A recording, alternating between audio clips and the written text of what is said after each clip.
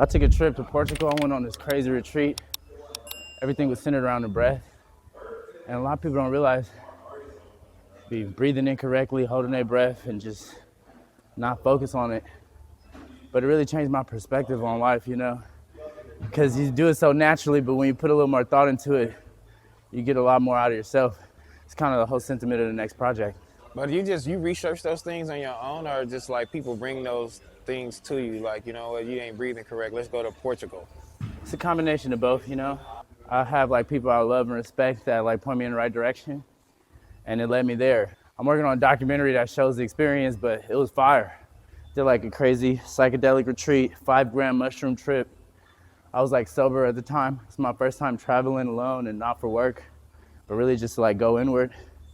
So it made a big difference. You went by yourself? Yeah, dolo. You know, so that's kind of like a super like, cause you really gonna be focused if you go by yourself. You gonna do what you're set out to do. Very like, serious. Yeah, for sure, serious as fuck. Yeah. Like that's crazy though, bro. It was some shit called rampe. It's like some natural type of tobacco. They blow it up your nose, and it like kind of trickles on your brain, and then you sneeze out all this gook. And it's supposed to like get like some bad stuff out of you or something. And then I did like sound baths, sound journeys, all type of different like activities. It's voice activation, and it was fire. How was the mushroom trip? Pretty crazy. It lasted like 3 hours. I got a crazy voice note. I cried. It was good. Do you still do shrooms right now? Not here today, but occasionally if I feel up to it. Yeah. But more medicinal than recreational these days. I used to like run around at Coachella on shrooms and shit, but I don't know, I take them more seriously now, you know? It's like a healing apparatus. Is it more of the natural shroom or a chocolate? Natural, for sure. Okay. Yeah, the actual shroom. Yeah. I like chocolates though. I'm a chocolate kind of guy, y'all. You know. What's next? Yeah.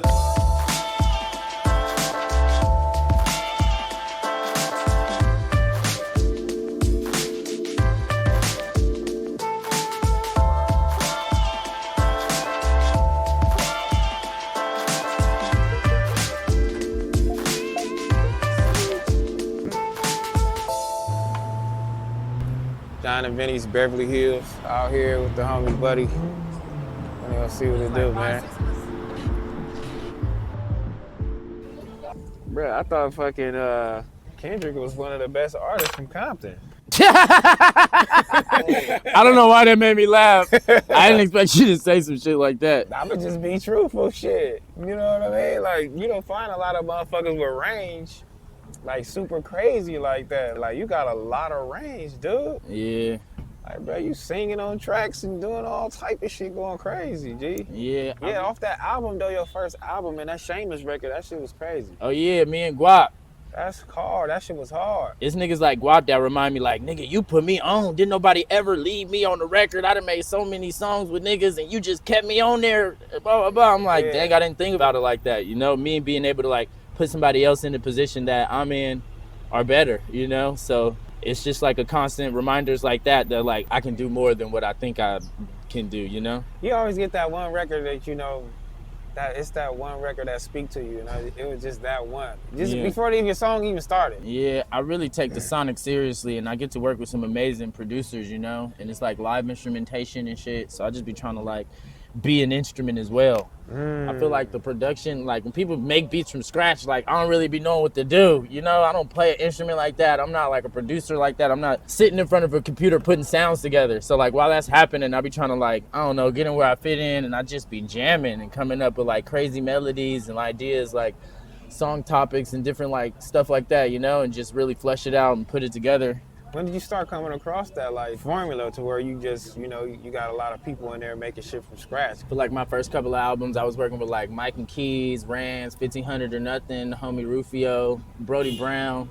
So like being around these like amazing musicians, it was always just like good canvas, a beat for me to put some paint where it ain't, you know what I mean?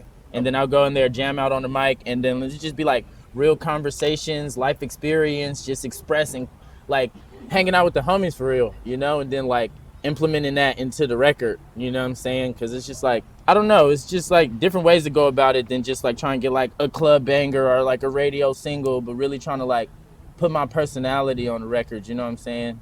and like get the listener to feel like they kicking it with me for real as they listening to my music. No, that's a real blessing though to be around those producers because everybody don't get that. Yeah. You know, everybody get that B-pack. Yeah. But I ain't lying, shit. Westside Boogie is cool. Like, I'm like, you know, Kendrick is, you know, he's hard. Like I said, but motherfuckers be like, they kind of like don't put you in the categories like you from the West or you from California. It's kind of like they remove that from you. But Where do people say I'm from? Where do people think I'm from? Where y'all think I'm from? These niggas don't know. Did y'all know that I was from Compton? Where'd you think I was from? Somewhere not any of the like major, not like LA, not Atlanta, not New York. God damn. Middle America. Somewhere in between. Like Virginia. Okay. Well, I was introduced to the game with Pharrell. So before I was like buddy by myself, I was definitely like Pharrell's protege to start. Like I was working with Pharrell. He introduced me into like the industry, I feel like. So like I had a good positioning early on.